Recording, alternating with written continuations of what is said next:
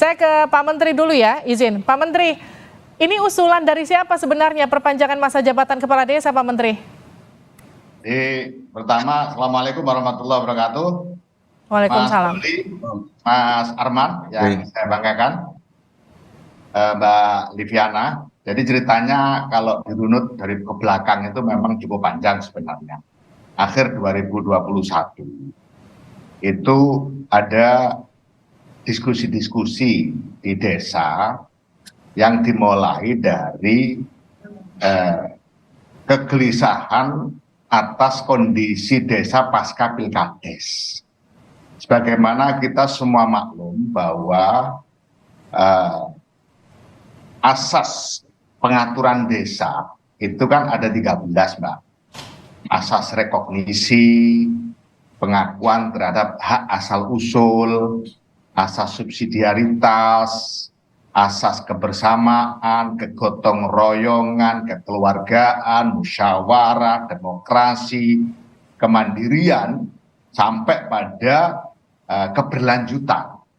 Nah, semua itu adalah nilai-nilai luhur yang kemudian dituangkan di dalam sebuah regulasi yang sangat bagus agar nilai-nilai luhur nggak sampai mengalami penurunan. Nah, dalam konteks Pilkades, bagaimana juga kita maklumi, pasca Pilkades itu friksinya, ketegangannya itu agak lama selesainya. Kenapa agak lama? Karena calon yang menang maupun yang kalah, tim sukses yang menang maupun yang kalah bergaul terus setiap hari, ketemu terus. Oke. Ada yang syukuran, yang sini tersinggung, agak kecewa. Beda dengan bupati. Kalau bupati kan setelah menang atau kalah nggak ketemu lagi dengan warganya. Paling bulan, 2 bulan, bahkan setengah tahun, baru setelah pelantikan baru ketemu lagi. Nah, dari situ sebenarnya diskusinya. Yang kedua juga ada kegelisahan, bukan hanya masalah itu, tapi masalah eksistensi perangkat desa. Jadi perangkat desa itu statusnya nggak jelas, P3K bukan, ASN bukan, sehingga gaji perangkat desa atau yang disebut dengan silpa, penghasilan tetap, itu seringkali hampir semua itu tidak diterima tiap bulan. Ada 3 bulan, 6 bulan baru diterima dan seterusnya, karena memang menggunakan skema ADD.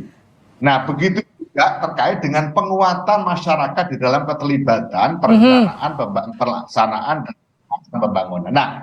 Nah, dengan kondisi pasca Pilkades yang cukup tegang itu, maka terpikirlah untuk melakukan penataan secara lebih holistik dan spesifik terhadap implementasi Undang-Undang 6 2014. Baik, Pak Menteri izin saya potong. 8 tahun, sudah 8 tahun, bentar ya, sudah 8 tahun, dan memang perkembangan kemajuan desa luar biasa. Kebijakan Pak Presiden mengalirkan dana hal percepatan luar biasa. Nah, dinamikanya menjadi butuh segera diatur lebih bagus, lebih akomodatif di dalam Undang-Undang Nomor 6 2014 dalam bentuk review atau revisi. Nah, dari situlah awal misalnya. Baik, tapi kemudian gini Pak Menteri, izin saya potong.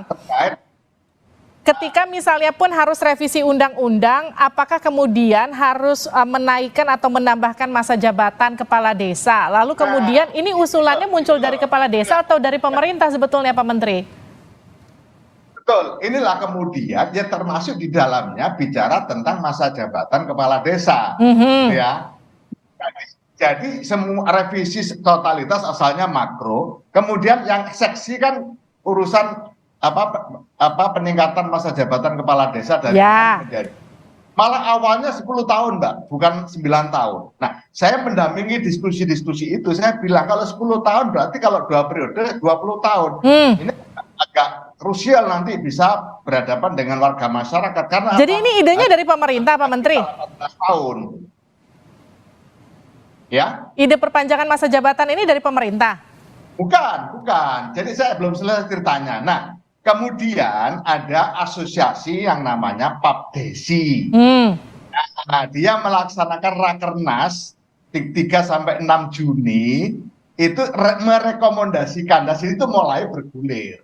Mulai bergulir agak mengkristal, kemudian agak mencuat itu adalah memang salah satu rekomendasi dari Rakernas Papdesi yang dilaksanakan di Semarang. Jadi itu ceritanya. Oke, Pak Menteri, kemarin di medsos tuh ada pernyataan ancaman kepala desa, katanya kalau tidak dituruti akan berdampak ke pemilu 2024. Setransaksional itukah kebijakan ini, Pak Menteri? Saya pikir tidak sesederhana itu, Mbak. Semua orang tahu kepala desa itu memiliki independensi yang tinggi. Kepala desa itu tidak begitu tergantung ke atas, tapi sangat tergantung ke bawah, ke masyarakatnya. Atasan minta B, kalau masyarakatnya cenderung C, pasti kepala desanya lebih ikut ke C. Oke. Itulah kondisi kepala desa. Jadi kalau kemudian dikaitkan dengan transaksi politik dan sebagainya, menurut saya kok terlalu jauh dan itu agak kurang memberikan positioning kepala desa pada posisi yang proporsional yang selama ini terjadi di warga masyarakat. Tapi sikap Presiden seperti apa, Pak Menteri, sejauh ini menyikapi hal ini? Sementara ini Pak Presiden kalimat yang terakhir beliau sampaikan adalah hari ini masa jabatan kepala desa 6 tahun 3 periode. Oke, 18 tahun. 9 tahun 2 periode. Nah, silakan dibahas di DPR. Itu pernyataan dan itu sangat normatif. 9 tahun 2 periode, Mbak. Ya, ini yang perlu dicatat. Dokumen-dokumen yang masuk, aspirasi yang masuk dalam bentuk tertulis ke Kementerian Desa itu tidak ada yang 9 kali 3. Tapi Pak Menteri sendiri setuju nggak dengan rencana atau wacana 9 kali 3 itu? Ya, kita tidak bicara setuju atau tidak setuju, Mbak. Saya memfasilitasi. Tidak boleh bersikap sebelum Presiden bersikap. Baik. Kita akan mengikuti arahan Presiden. Tetapi saya memfasilitasi diskusi termasuk hari ini. Tadi saya ketemu Pak Mendagri, saya laporkan juga bahwa kami di Kementerian Desa sedang mendeteksi atau mendalami tim untuk seluruh permasalahan di Undang-Undang Desa. Penyesuaian. Pak Menteri silakan ditanggapi, Pak Menteri, harusnya dilakukan setelah 2024 lah paling nggak ya?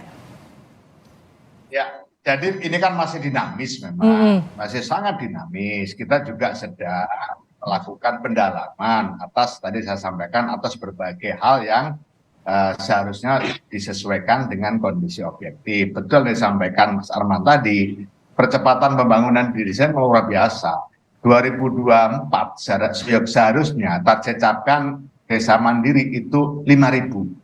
Tapi 2022 ini sudah mencapai 6.300. Itu artinya ada percepatan yang memang luar biasa. Kemudian dari BPS kemarin, kondisi COVID pun di desa secara rata-rata itu justru dari kemiskinannya mengalami penurunan meskipun 0,3. Juga di bidang kesenjangan, gini rasionya juga mengalami penurunan dibanding perkotaan.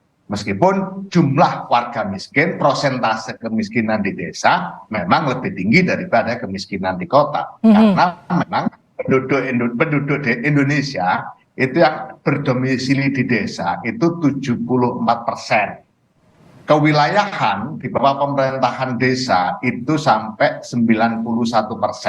Sehingga ketika ini diakumulasi kebijakan pembangunan desa itu berkontribusi pada 84% bagi pembangunan Indonesia. Itulah makanya kita kemudian menyusun arah kebijakan pembangunan desa yang lebih konkret operasional dengan merujuk Perpres 59 2017 percepatan pencapaian tujuan pembangunan. Di sana jelas sekali menuju terwujudnya desa tanpa kemiskinan, desa tanpa kelaparan, pendidikan desa kita sampai yang ke-17 dan kita tambah lagi dengan goals yang ke-18 yaitu kelembagaan desa dinamis, budaya desa adaptif. Artinya pembangunan desa kapanpun tidak boleh tercerabut dari akar budaya yang ada di desa.